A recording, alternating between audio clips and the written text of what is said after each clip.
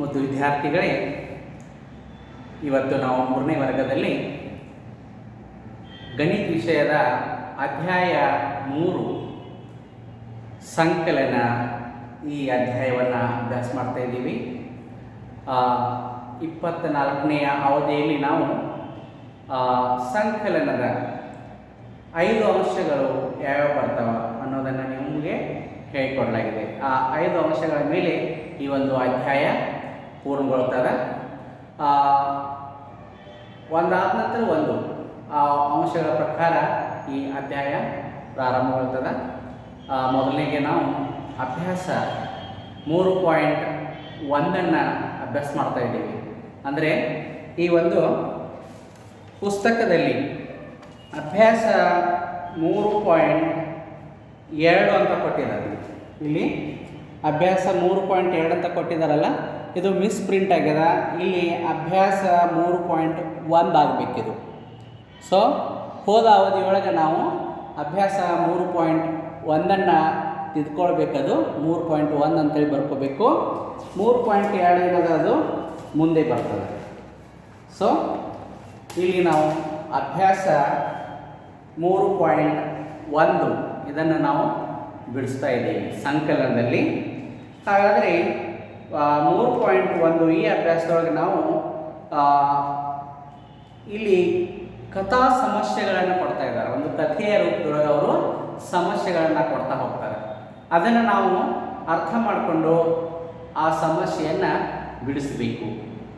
So 24ನೇ ಅವಧಿಯೊಳಗೆ, ಅಂದರೆ ಹಿಂದಿನ ಅವಧಿಯೊಳಗೆ, ಅಲ್ಲಿ ಅಶೋಕ್ ಮತ್ತು ನಿಶಿತಾ ಅವರು ಅವರವರ ತೋಟಗಳಲ್ಲಿ ಗುಲಾಬಿ ಹೂಗಳನ್ನು ಬೆಳೆಸಿರ್ತಾರೋ, ಅಶೋಕನ ತೋಟದಲ್ಲಿ ಎಷ್ಟು ಗುಲಾಬಿ ಹೂಗಳು ಅರಳಿರ್ತಾವೆ ಮತ್ತು ನಿಶಿತಾ ತೋಟದಲ್ಲಿ ಎಷ್ಟು ಗುಲಾಬಿ ಹೂಗಳು ಅರಳಿರ್ತಾವೆ ಅನ್ನೋದನ್ನು ನಾವು ನೋಡಿಕೊಂಡು ಅವುಗಳನ್ನು ಕೂಡಿಸಿ ಒಟ್ಟಾರೆ ಎಷ್ಟು ಗುಲಾಬಿ ಹೂಗಳು ಅರಳಿದಾವೆ ಅನ್ನೋದನ್ನು ಅಭ್ಯಾಸ ಮಾಡಿದ್ದೀವಿ. ಇವತ್ತು 2ನೆಯ ಒಂದು ಅಂಶ ಪ್ರಶ್ನೆ ಯಾವುದದ ಅನ್ನೋದನ್ನು, ಸಮಸ್ಯೆ ಯಾವುದದ ಅನ್ನೋದನ್ನು ನೋಡೋಣ. ಅದನ್ನು ನಾವು ಇವತ್ತು ಏನು ಮಾಡೋಣ, ಬಿಡಿಸೋಣ. 2ನೇ ಸಮಸ್ಯೆ ನೋಡ್ರಿ. ಎಲ್ಲರೂ ಪುಸ್ತಕವನ್ನು ತೆಗೆದುಬಿಟ್ಟು ಆ ಪುಸ್ತಕದಲ್ಲಿ ಸಮಸ್ಯೆ ಅದ, ಅದನ್ನು ನೋಡ್ರಿ. ಇವಾಗ ಈ ನಾನು ಹೇಳ್ಕೊಡ್ತಾ ಇರೋ ಈ ಎಲ್ಲ ಅಭ್ಯಾಸಗಳನ್ನು ನೀವೇನು ಮಾಡಬೇಕಂದ್ರೆ ಫೇಸ್ಬುಕ್ ಪಕ್ಕದಲ್ಲಿ ಬರಿತಾ ಹೋಗಬೇಕು. ಅಂದರೆ ನಿಮಗೆ ನನ್ನ ಜೊತೆ ಪಾಠದಲ್ಲಿ ಬರ್ತಕ್ಕಂಥ ಪಾಠ ಸ್ಟಾರ್ಟ್ ಆಗಿ ಅಲ್ಲಿ ಬರ್ತಕ್ಕಂಥ ಅಭ್ಯಾಸಗಳನ್ನು ನೀವು ಫೇಸ್ಬುಕ್ನಲ್ಲಿ ಬರಿತಾ ಹೋದರೆ ನಿಮಗೆಲ್ಲ ಅರ್ಥ ಆಗ್ತದೆ. ಪರೀಕ್ಷೆಯಲ್ಲೂ ಸಹ ನಿಮಗೆ ಒಳ್ಳೆಯ ಗುಣಗಳು ಸಹ ಸಿಗ್ತಾವೆ. ಅಂದರೆ ನಿಮ್ಮ ಹತ್ರ ಅಭ್ಯಾಸ ಮಾಡಲಿಕ್ಕೆ ಪಕ್ಕಾ ಬುಕ್ಕಿದ್ರೆ ನೀವು ಆರಾಮಾಗಿ ಅಭ್ಯಾಸ ಮಾಡಿ ಮಾರ್ಕ್ಸನ್ನು ತಗೋಬೋದು. ಸೊ ಇಲ್ಲಿ 2ನೆಯ ಸಮಸ್ಯೆ ಪ್ರಶ್ನೆ ಏನದ ನೋಡ್ರಿ. ಇಲ್ಲಿ ಅಧ್ಯಾಯ ಎಷ್ಟು 3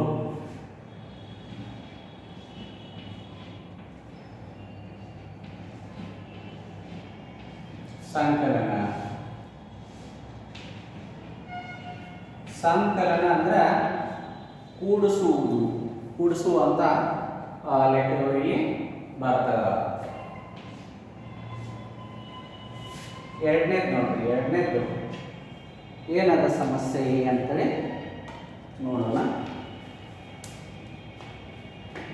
ಚಲಿಸುತ್ತಿರುವ ರೈಲನ್ನು ಗಮನಿಸು.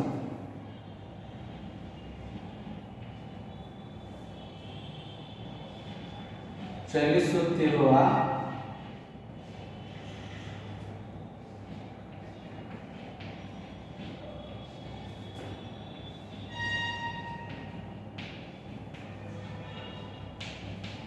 ರೈಲನ್ನು ಗಮನಿಸು.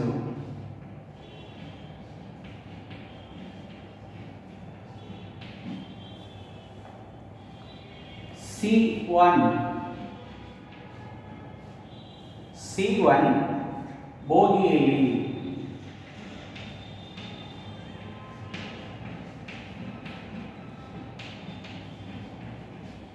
C1 ಬೋಗಿಯಲ್ಲಿ 116 ಜನ 116 ಜನ ಪ್ರಯಾಣಿಸುತ್ತಿದ್ದಾರೆ.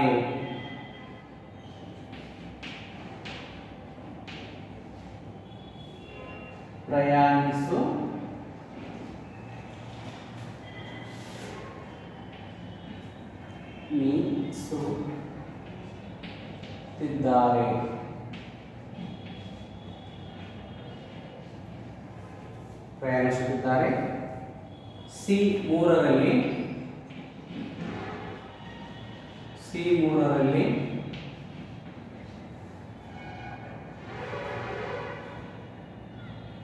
ಸಿ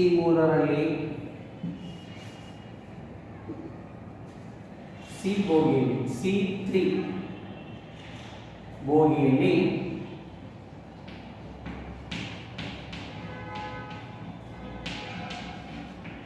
ಬೋಗಿಯಲ್ಲಿ 130 ಜನ ಪ್ರಯಾಣಿಸುತ್ತಿದ್ದಾರೆ.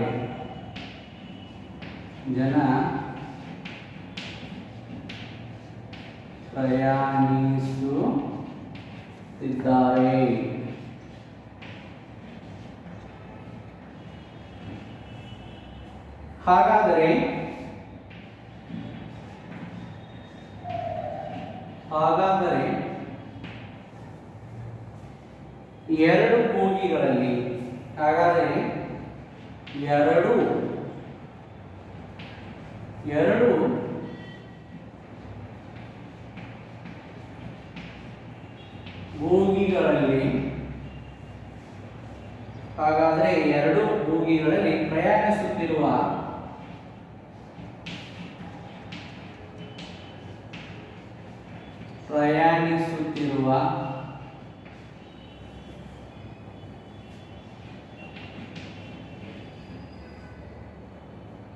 ಒಟ್ಟು ಜನರಷ್ಟು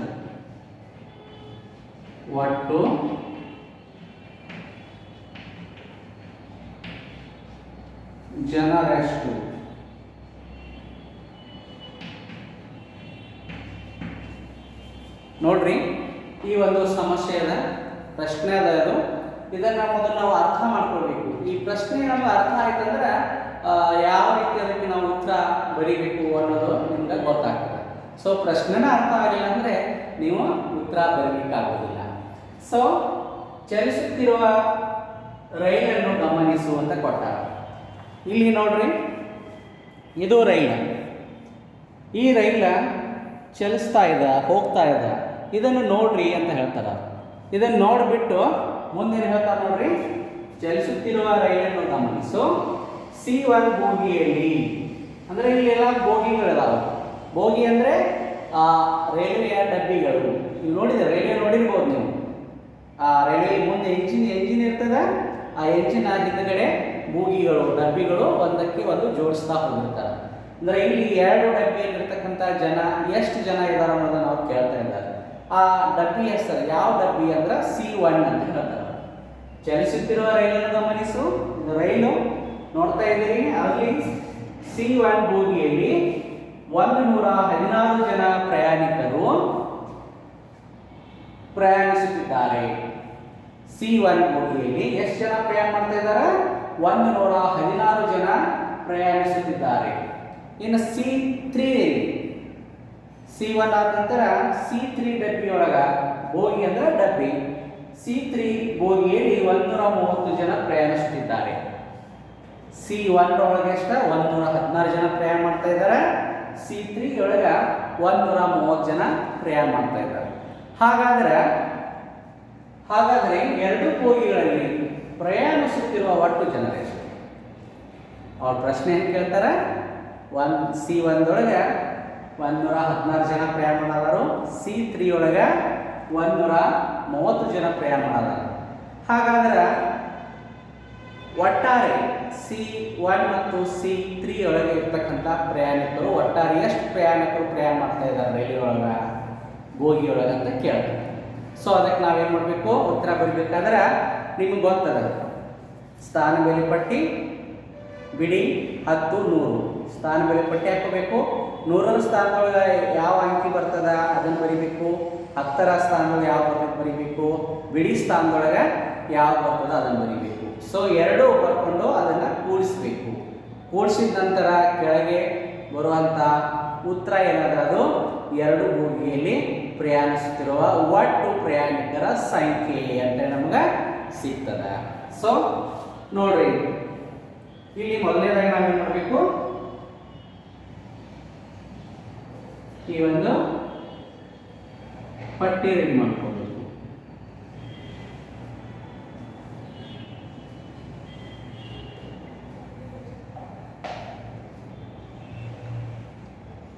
ಆಮೇಲೆ ಇಲ್ಲಿ 3 ಭಾಗ,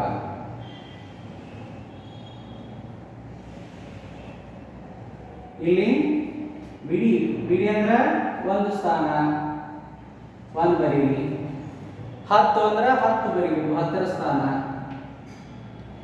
100 ಅಂದ್ರೆ 100ರ ಸ್ಥಾನ ಅಂದ್ರೆ ಇಲ್ಲಿ 100 ಬರೀಬೇಕು. ಬಿಡಿ ಅಂದ್ರೆ 1, 10ರ ಸ್ಥಾನ ಅಂದ್ರೆ 10, 100ರ ಸ್ಥಾನ ಅಂದ್ರೆ 100, ಈ ರೀತಿ. ಇಲ್ಲಿ ನಾವೇನ್ ಮಾಡಬೇಕು, ಇನ್ನೂ ಒಂದು ಕಾಲಮ್ ಅನ್ನು ನಾವೇನು ರೆಡಿ ಮಾಡಬೇಕು, ಒಟ್ಟು ಮಾಡಲಿಕ್ಕೆ 1 ಬರ್ತದೆ. ಸೊ ಈ ಕಾಲಮ್ನಲ್ಲಿ C1 ಬೋಗಿಯದ ಇಲ್ಲಿ ಬರೀಬೇಕು, C3 ಬೋಗಿಯಲ್ಲಿ ಇರ್ತಕ್ಕಂಥ ಪ್ರಯಾಣಿಕರನ್ನ ಇಲ್ಲಿ ಬರೀಬೇಕು, ಇವುಗಳನ್ನು ಒಟ್ಟಾರೆ ಇಲ್ಲಿ ಕೂಡಿಸಿರ್ಬೇಕು. ಸೊ ಮೊದಲನೇದಾಗಿ ನೋಡ್ರಿ, C1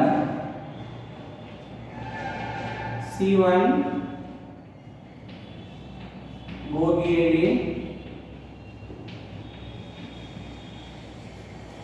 ಪ್ರಯಾಣಿಕರು, C1 ಬೋಗಿಯಲ್ಲಿರುವ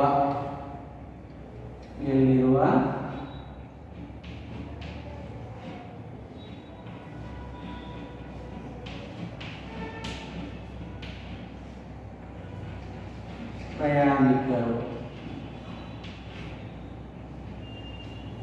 ಹೌದಾ?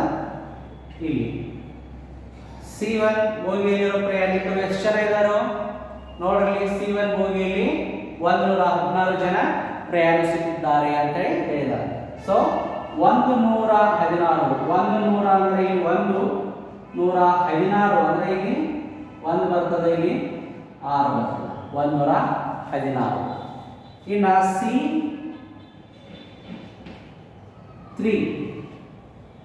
C3 ಬೋಗಿಯಲ್ಲಿ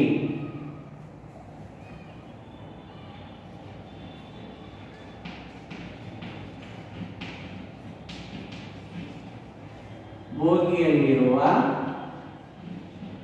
ಪ್ರಯಾಣಿಕರು,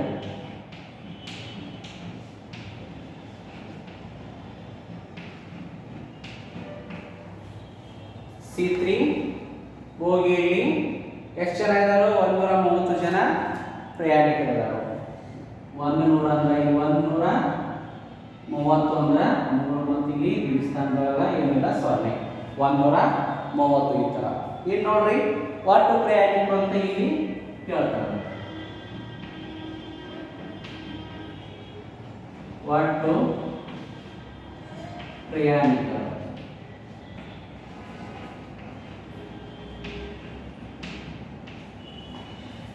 ಒಂದನ್ನು ನಾವೇನು ಮಾಡಬೇಕು, ಅವರು ಅಂದಾಜವನ್ನು ಮಾಡಲಿಕ್ಕೆ ಹೇಳಿದ್ದಾರೆ. ಅವರು ಈ ಒಂದು 3 ಪಾಯಿಂಟ್ ಅಭ್ಯಾಸ ಇದನ್ನ ಏನು ಮಾಡ್ಬೇಕಂದ್ರೆ, ನೀವು ಮೊದಲನೇ ಅವಧಿ ಇದಕ್ಕಿಂತ ಮುಂಚೆ ಅವಧಿ 3.2 ಬರ್ತದಲ್ಲ, ಅದು 3.1 ಮಾಡ್ಕೊಳ್ರಿ. ಅಭ್ಯಾಸ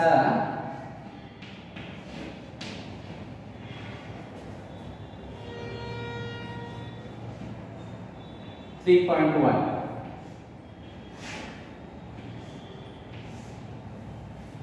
ಅದು ಮಿಸ್ಪ್ರಿಂಟ್ ಆಗಿರೋ ಪುಸ್ತಕದಲ್ಲಿ 3.2 ಅಲ್ಲ, 2 ಮುಂದೆ ಬರ್ತದ. ಇದು ಅಭ್ಯಾಸ 3.1.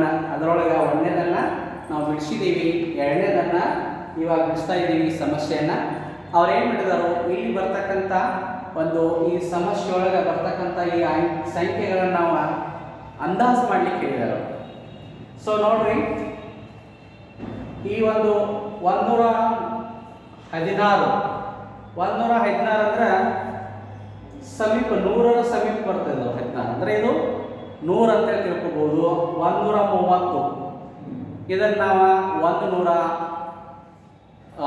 ಇದು ಸಹ 100ರ ಅಂದಾಜು ಬೇಗ ಅಂತ ನಾವು ತಿಳ್ಕೊಬೋದು. ಅಂದ್ರೆ 100ರ ಸಮೀಪ ಇರತಕ್ಕಂಥದ್ದು. ಅಂದ್ರೆ 150ರ ಈಚೆಗೆ ಹಿಂದೆ ಇರತಕ್ಕಂಥವೆಲ್ಲ 100ಕ್ಕೆ ಅಂದಾಜು ಮಾಡ್ಬೇಕು ನಾವು. ಮತ್ತು 150ರ ನಂತರ ಬರ್ತಕ್ಕಂಥ ಅಂಕಿಗಳನ್ನು ನಾವು 200ಕ್ಕೆ ಅಂದಾಜು ಮಾಡಬೇಕಾಗ್ತದೆ. ಸೊ ಈ ಒಂದು ಆ ರೀತಿ ನಾವು ಅಂದಾಜು ಮಾಡಬಹುದು. ಆಮೇಲೆ ಇಲ್ಲಿ ನಾವು ಈ ರೀತಿ ಸಮಸ್ಯೆಯನ್ನು ಬಗೆಹರಿಸಬಹುದು. C1 ಬೋಗಿಯಲ್ಲಿರೋ ಪ್ರಯಾಣಿಕರು ಬರೆದಿದ್ದೀವಿ, C3 ಬೋಗಿಯಲ್ಲಿರೋ ಪ್ರಯಾಣಿಕರು ನಾವು ಬರೆದಿದ್ದೀವಿ. ಒಟ್ಟು ಪ್ರಯಾಣಿಕರು ಎಷ್ಟು ಅನ್ನೋದು ನಾವು ಇವಾಗ ಸಂಕಲನವನ್ನು ಮಾಡಿ ಅಥವಾ ಕೂಡಿಸಿ ನಾವು ಇಲ್ಲಿ ಉತ್ತರವನ್ನು ಪಡಿಬಹುದು. ಅಂದರೆ ಇಲ್ಲಿ ಅಂದಾಜು ಬೆಲೆ ಇದು 100 ಆಗ್ತದೆ, ಇದು ಸಹ 100 ಆಗ್ತದೆ. ಅಂದ್ರೆ ಅಂದಾಜು 200 ಆಗ್ತದೆ ನಮ್ಮದು ಬೆಲೆ. 200ಕ್ಕಿಂತ ಸ್ವಲ್ಪ ಮುಂದೆ ಹೋಗ್ಬೋದು, ಹಿಂದೆ ಬರ್ಬೋದು. ಸೊ ಇಲ್ಲಿ ನೋಡ್ರಿ, ಇವಾಗ ನಾವು ಈ ಎರಡನ್ನು ಮಾತ್ರ ಕೂಡಿಸ್ಬೇಕು, ಇವುಗಳನ್ನ ಕೂಡಿಸೋದಿಲ್ಲ. ಇವು ಏನಿದಾವು ಸ್ಥಾನ ಬೆಲೆ ಪಟ್ಟಿಯಲ್ಲಿ ಬರ್ತಕ್ಕಂಥ ಸ್ಥಾನಗಳು, ಹೌದಾ? ನಾವು ಈ 2 ಕಾಲಮ್ಗಳನ್ನು ಮಾತ್ರ ಕೂಡಿಸ್ಬೇಕು. 6ರೊಳಗೆ 0 ಕೂಡಿಸಿದ್ರೆ ಎಷ್ಟು ಬರ್ತದೆ ಉತ್ತರ? ಎಸ್, 6 ಬರ್ತದೆ. ಇಲ್ಲಿ 6 ಬರೀರಿ. ಇಲ್ಲಿ 3 ಮತ್ತು 1 ಕೂಡಿಸ್ರಿ. 3ರೊಳಗೆ 1 ಕೂಡಿಸಿದಾಗ ಎಷ್ಟು ಬರ್ತದೆ? ಎಸ್, 4 ಬರ್ತದೆ. ಇಲ್ಲಿ 4 ಬರೀರಿ. ಆಮೇಲೆ 1 ಮತ್ತು 1, ಈ 1ರೊಳಗೆ 1 ಕೂಡಿಸಿದ್ರೆ ಎಷ್ಟು? 2. ನಾವು ಅಂದಾಜರ ಬೆಲೆ 200 ಅಂತ ಮಾಡಿದ್ವಿ. ಇಲ್ಲಿ ಉತ್ತರ 246 ಬರ್ತದೆ. ಅದೇ 250ರ ಮುಂದೆ ನಾವು ಅಂದಾಜು ಮಾಡ್ತಿದ್ರೆ ಇಲ್ಲೂ ಸಹ 250ರ ಮುಂದೆ ಉತ್ತರ ಬರ್ತಿತ್ತು. ಆದರೆ ನಾವು ಅಂದಾಜು ಬೆಲೆ ಮಾಡಿದ್ದು 116. ಇದು 100ರ ಸಮೀಪ ಇದೆ, 116. ಅಂದರೆ 100ರಿಂದ 150ರ ಈ ಕಡೆ ಹಿಂದೆ ಇರತಕ್ಕಂಥ ಏನು ಸಂಖ್ಯೆ ಬರ್ತಾವೆಲ್ಲ 100ಕ್ಕೆ ಅಂತ ನಾವು ಅಂದಾಜು ಮಾಡ್ತೀವಿ. ಮತ್ತು 150ಕ್ಕಿಂತ ಮುಂದೆ ಇರುವಂಥ ಸಂಖ್ಯೆಗಳು ಇದ್ದರೆ ಅವುಗಳನ್ನ ನಾವೇನು ಮಾಡ್ತೀವಿ? 200ಕ್ಕೆ ಅಂದಾಜು ಮಾಡ್ತೀವಿ. ಹಾಗಾದರೆ 116 ಇದು ಸಹ 100ರ ಸಂಖ್ಯೆಗಳಿಂದ 100 ಅಂತ ಅಂದಾಜು ಆಗ್ತದೆ. 130 ಇದು ಸಹ 150ಕ್ಕಿಂತ ಹಿಂದೆ ಇರೋದ್ರಿಂದ ಇದು ಸಹ 100ಕ್ಕೆ ಅಂದಾಜು ಆಗ್ತದೆ. ಅಂದ್ರೆ 600 ಈ 100 ಕೂಡಿಸಿದಾಗ 200 ಅಂದಾಜು ಬೆಲೆ ನಾವು ಮಾಡಿದ್ವಿ. ಇಲ್ಲಿ ನಾವು ಕೂಡಿಸಿದಾಗ ಸಂಖ್ಯೆನ ಲೆಕ್ಕ ಮಾಡಿದಾಗ 246 ಇದು ನಿಖರವಾದ ಉತ್ತರ. ಈ ಒಂದು ಸಮಸ್ಯೆಗೆ 246 ಜನ ಒಟ್ಟು ಪ್ರಯಾಣಿಕರು 2 ಬೋಗಿಯಲ್ಲಿ ಪ್ರಯಾಣಿಸ್ತಾ ಇರ್ತಾರಂತೇಳಿ. ಸೊ ಈ ಒಂದು ಅಧ್ಯಾಯ 3 ಸಂಕಲನದೊಳಗೆ ಅಭ್ಯಾಸ 3.1ರಲ್ಲಿ 2ನೇ ಸಮಸ್ಯೆಯನ್ನು ಬಿಡಿಸ್ತಾ ಇದ್ದೀವಿ. ಇದನ್ನು ನೀವು ಮನೆ ಕೆಲಸವಾಗಿ ಒಂದು ಸಾರಿ ಬರೀಬೇಕು. ಇಲ್ಲಿಗೆ ಈ ಅವಧಿಯನ್ನು ಮುಕ್ತಾಯಗೊಳಿಸ್ತಾ ಇದ್ದೀನಿ. ಮುಂದಿನ ಅವಧಿಯಲ್ಲಿ ಮತ್ತೆ ಭೇಟಿಯಾಗೋಣ. ಧನ್ಯವಾದಗಳು.